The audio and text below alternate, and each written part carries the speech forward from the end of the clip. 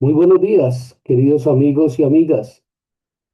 Iniciamos este día 25 de agosto del año 2026, estudiando, ahondando, escudriñando en la palabra de Dios.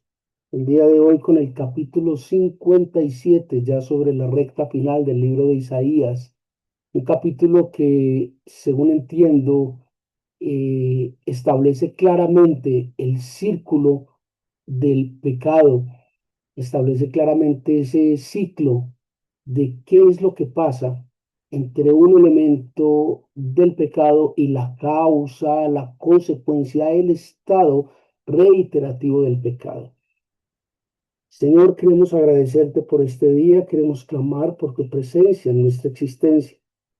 Te rogamos, Señor, tenga misericordia del mundo, ten misericordia de nosotros, de nuestros seres amados, de los seres vivos. Guíanos, Señor, a fin de que conozcamos tu mensaje y tus buenas nuevas.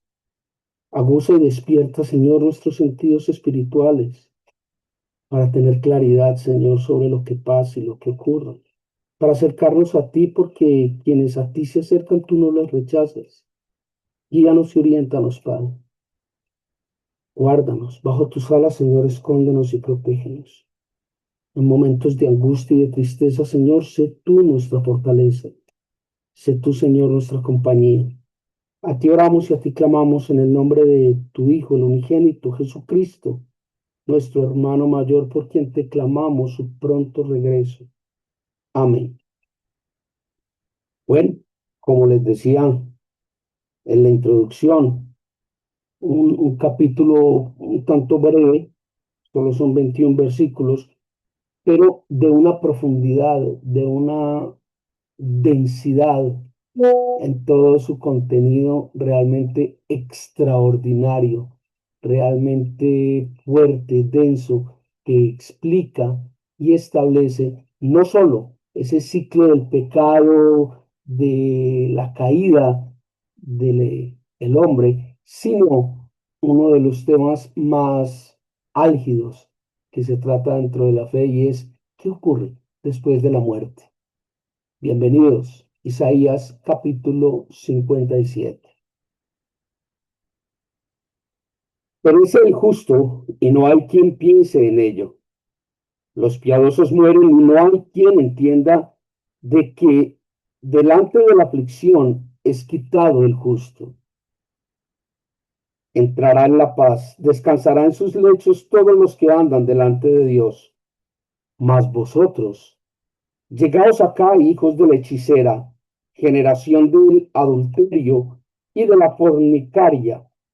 ¿De quién os habéis burlado? ¿Contra quién ensanchasteis la boca y alargasteis la lengua? ¿No sois vosotros, hijos rebeldes, generación mentirosa, que os enfervorizáis con los ídolos debajo de todo árbol frondoso, que sacrificáis los hijos en los valles debajo de los peñascos? En las piedras lisas del valle está tu parte, ellas son tu suerte, y a ellas derramaste libación y ofreciste presente. ¿No habré de castigar estas cosas? Sobre el monte alto y empinado pusiste tu cama, allí también subiste a hacer sacrificio, y tras la puerta y el umbral pusiste tu recuerdo, porque a otro, y no a mí, te descubriste y subiste, y ensanchaste tu cama e hiciste con ellos pacto, amaste su cama donde quiera que la veías. Y fuiste al rey con ungüento y multiplicaste tus perfumes y enviaste tus embajadores lejos y te abatiste hasta la profundidad del Seol. En la multitud de tus caminos te cansaste, pero no dijiste, no hay remedio.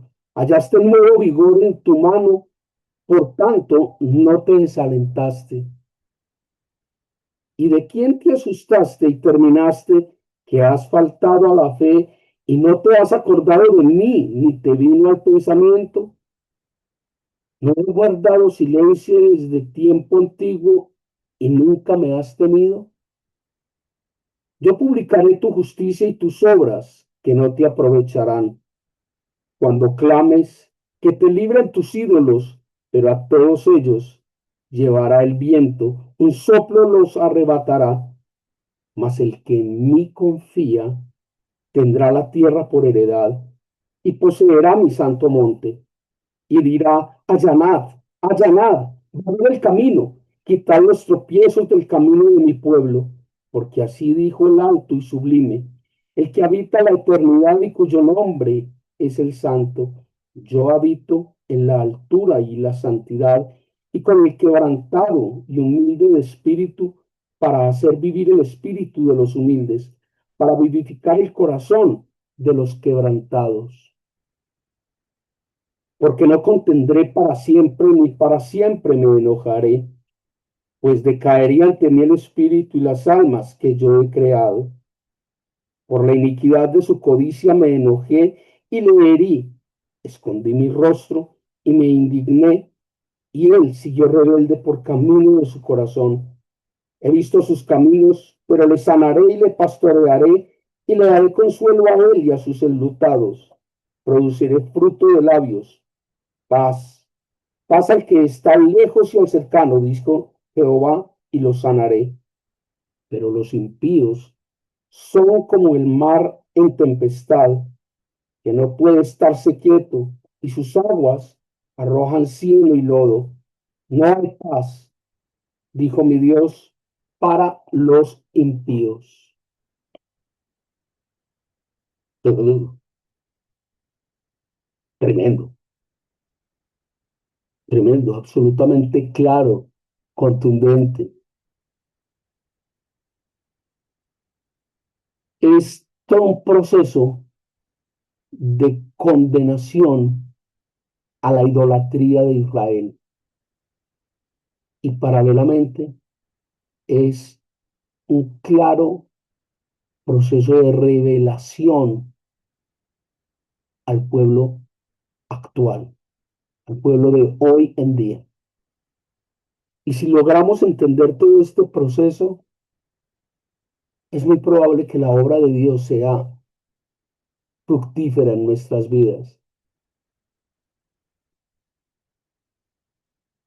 Como les decía, sin lugar a duda y claramente, el profeta explica a través del mensaje que Dios ha dado a él qué es lo que ocurre después de la muerte, cuál es el proceso del pecado y daría respuesta quizás a una de las preguntas que más ha inquietado la humanidad a lo largo de toda su historia. Y es esa pregunta de por qué a la gente mala le puede ir bien. Tremendo. El profeta establece que hay solo dos grupos dentro de toda la creación, y es el grupo de los que aman, temen y siguen a Dios y lo que pasa después de la muerte con ellos, y del grupo de los idólatras, de los que se han extraviado, de los que aman la idolatría, de los que se hacen fanáticos con la idolatría. ¿Y qué pasa con ellos después de la muerte? La pregunta final sería, ¿a cuál de los dos grupos pertenecemos? ¿A cuál de los dos grupos pertenece usted? ¿A cuál de los dos grupos pertenezco yo? Nos podríamos quedar todo el día en esta pregunta y justificarlas, y buscar explicaciones inexistentes para nuestra torpeza. Dice Dios que los idólatras y los pecadores se cansan de pecar y de ser idólatras y vuelven y encuentran ánimo para seguir pecando y para seguir en idolatría. Qué tremendo eso, ¿no? O sea, no aterrizamos, no despertamos al proceso. El profeta Isaías en este capítulo 57 presenta desde esta introducción tres elementos que son claros, contundentes, que son absolutamente traslúcidos en la explicación de el creyente y el idólatra. El primero de ellos es la muerte de ambos, la muerte del creyente, del piadoso, y la muerte del idólatra, del pecador, del malo, entre comillas. Eso lo vemos allí claramente en el versículo 1 y 2. Vemos un segundo elemento del versículo 3 hasta el 12 que habla básicamente de esa idolatría, de, ese, de esa rebeldía del ser humano ante las cosas de Dios. Incluso utiliza una palabra bastante fuerte y esto dice allí es un promiscuo espiritual, es un promiscuo espiritual. O sea, anda metido en todas partes y todos los caminos llevan a Roma y el que peca y reza empata y entonces eh, creen hechicería y creen en talismanes y creen detentes y creen oraciones misteriosas y creen rituales y creen Dios.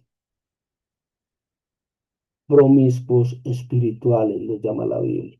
Y un tercer elemento, el versículo 13 al versículo 21, donde claramente se exalta y se muestra esa tremenda, impactante e infinita misericordia de Dios a aquellos que se vuelven a Él, aquellos que estando en esa idolatría y en ese pecado deciden volver a Dios. Son esos tres elementos, la muerte del pecador y la muerte del creyente, esa idolatría y esa promiscuidad espiritual y la tremenda misericordia de Dios para los que vuelven a Él.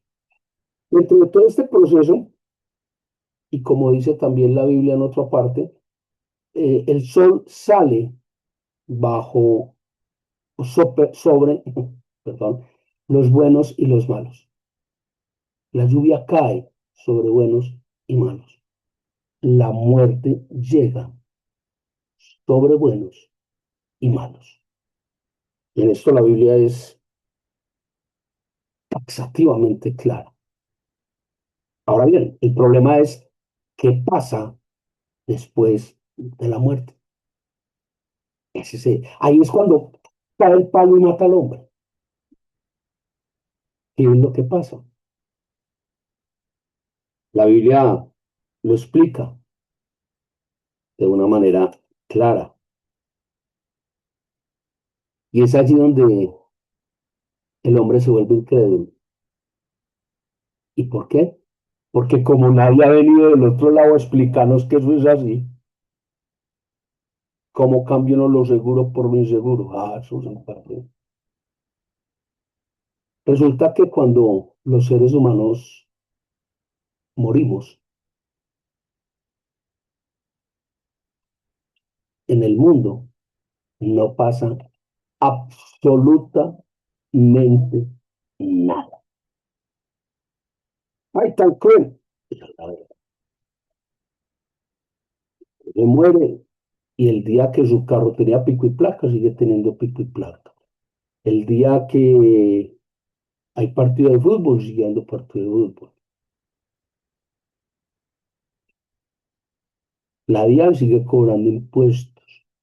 La gente que no lo conocía ni siquiera le importa, murió. ¿No? La gente que lo conocía de pronto dirá, "Ah, tan barro, me quedé perdido, o menos mal que murió este tipo". Las personas que lo amaban a uno se pondrán muy tristes, con seguridad los va a golpear mucho, pero en cuestión de un tiempo, unos meses, unos días, unos años, se acostumbran a la ausencia de uno. En resumidas cuentas, cuando uno se muere no pasa nada, sea bueno o sea malo. Se muere y ya, o lo entierran, o lo creman, o pues cualquier cosa pasa, pero que pase trascendentalmente, para nada. Su ropa la regalarán a alguien, de pronto sus propiedades, sus posesiones las venderán, no sé, las donarán, pues, uno no se lleva nada. Y esto tiene una connotación y es precisamente lo que habría el tema de la pregunta de hoy. El problema es qué pasa después de la muerte, no en la muerte, qué pasa después de. La Biblia establece claramente que aquellos que hicieron la voluntad de Dios o se esforzaron en seguir la voluntad de Dios y adherirse a sus planes y adherirse y apegarse a sus pactos, heredarán la vida eterna, el monte santo, la ciudad santa. Y aquellos que hicieron maldad, aquellos que fueron promiscuos espirituales, simplemente irán a juicio, a perdición y a condena eternamente. Ahora bien, cuando mi Señor Padre murió, a quien amé profundamente, en el evento que se hizo para su sepelio, yo le daba las gracias a Dios por eso. No, no por la muerte, sino por haber disfrutado durante mi vida hasta ese instante de que Dios me hubiera prestado un papá así. Le daba gracias por eso, porque las personas no nos pertenecen. Nosotros compartimos con las personas. Dios no nos quita nada, porque nada nos pertenece. Compartimos con un hijo, compartimos con una esposa, compartimos con un esposo, compartimos con un amigo, compartimos con un padre o una madre, compartimos. Pero cuando ellos se van, no queda más que darle gracias a Dios por ellos y por nosotros.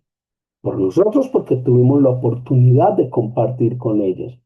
Por ellos porque como dice el libro de Job en el capítulo 3 versículo 13, cuando Dios se lleva a alguien, cuando alguien culmina su vida, es librado de la angustia del mundo.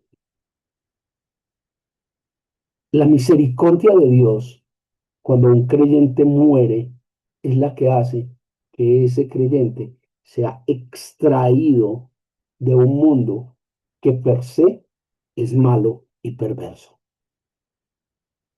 ¿Me hago entender? Es una visión un poco diferente a la que nos han enseñado sobre la muerte.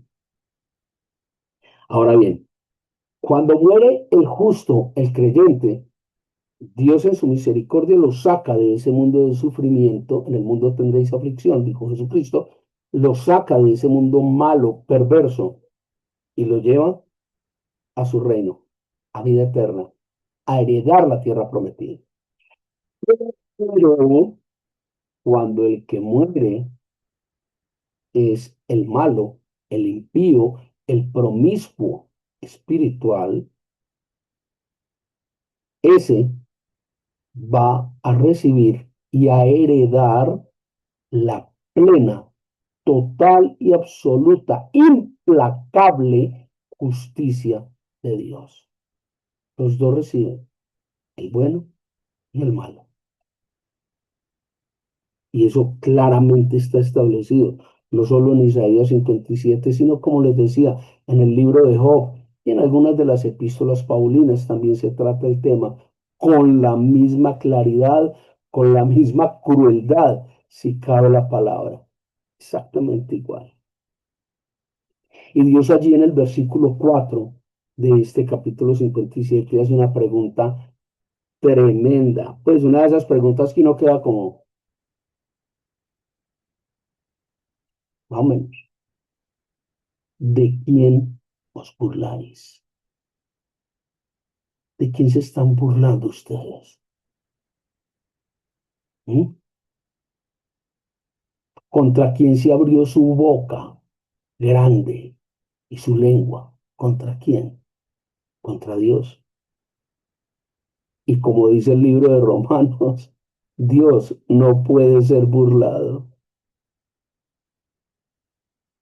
En este ministerio, muchas veces, muchos, hemos dicho que es un total fiasco.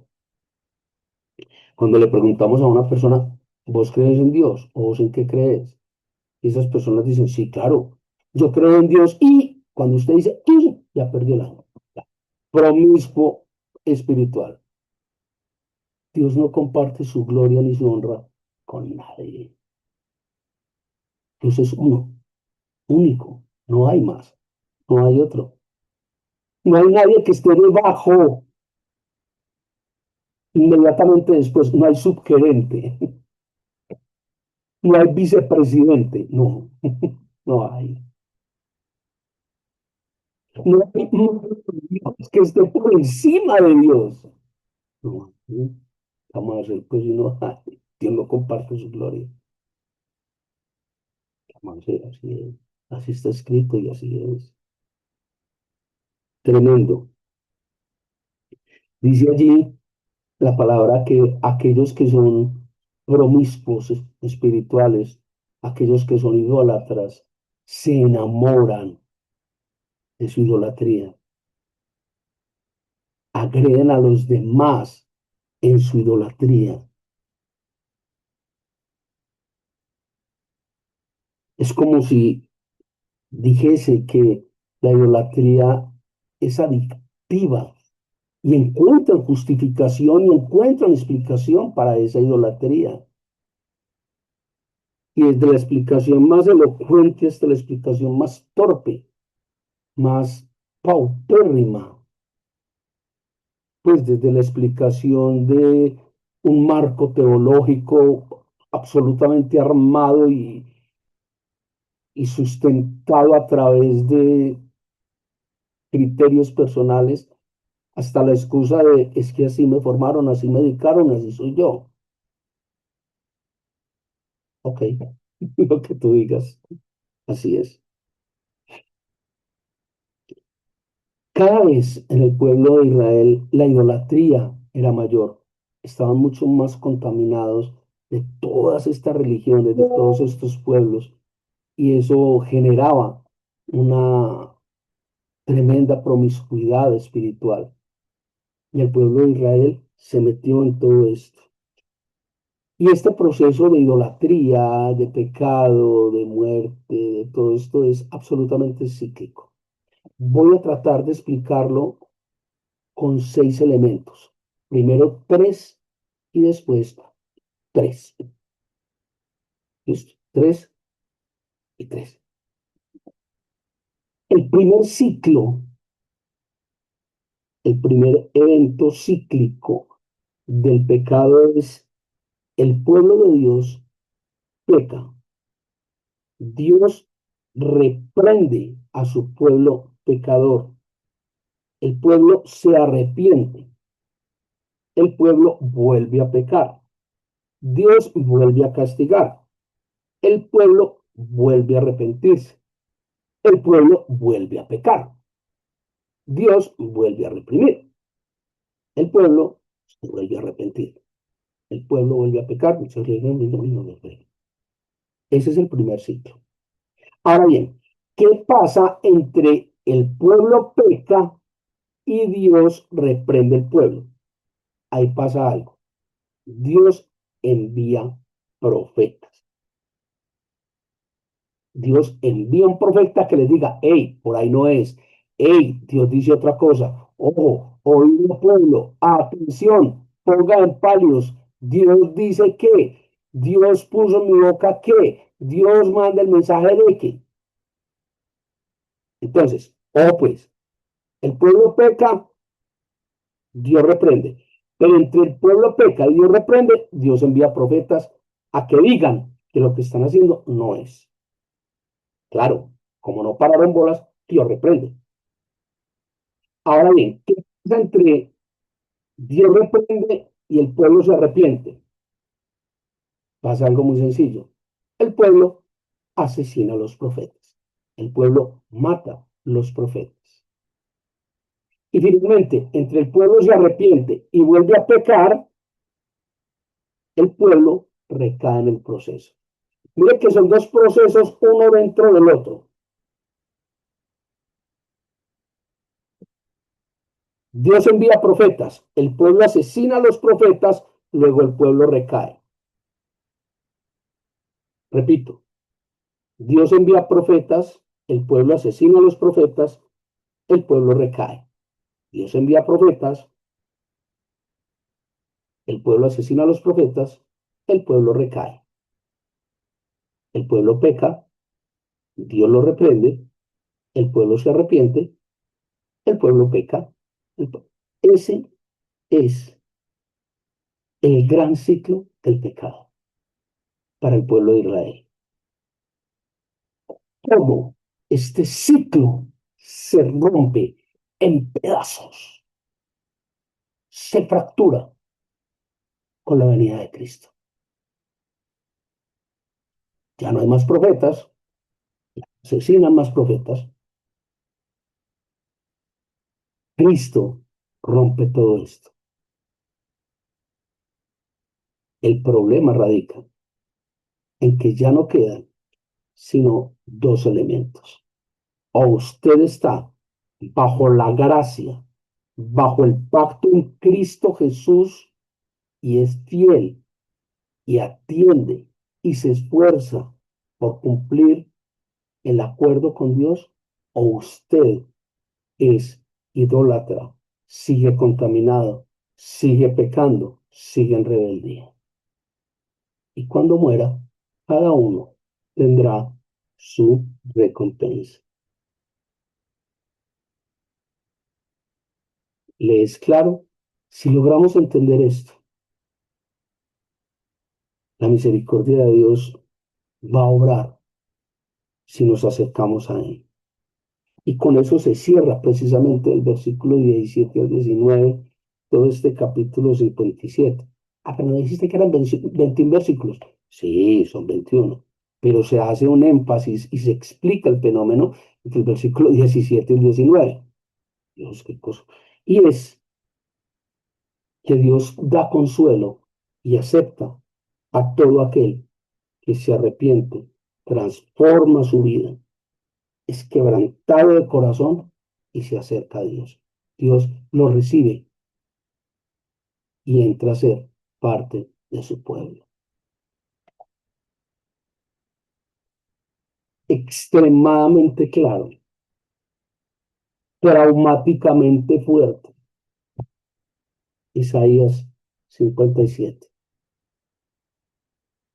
Mis muy queridos, que el Señor los guarde, que el Señor los ministre hoy y siempre, para gloria y para honra de su nombre. Tengan un excelente resto de día. Que el Señor les guarde y les ministre.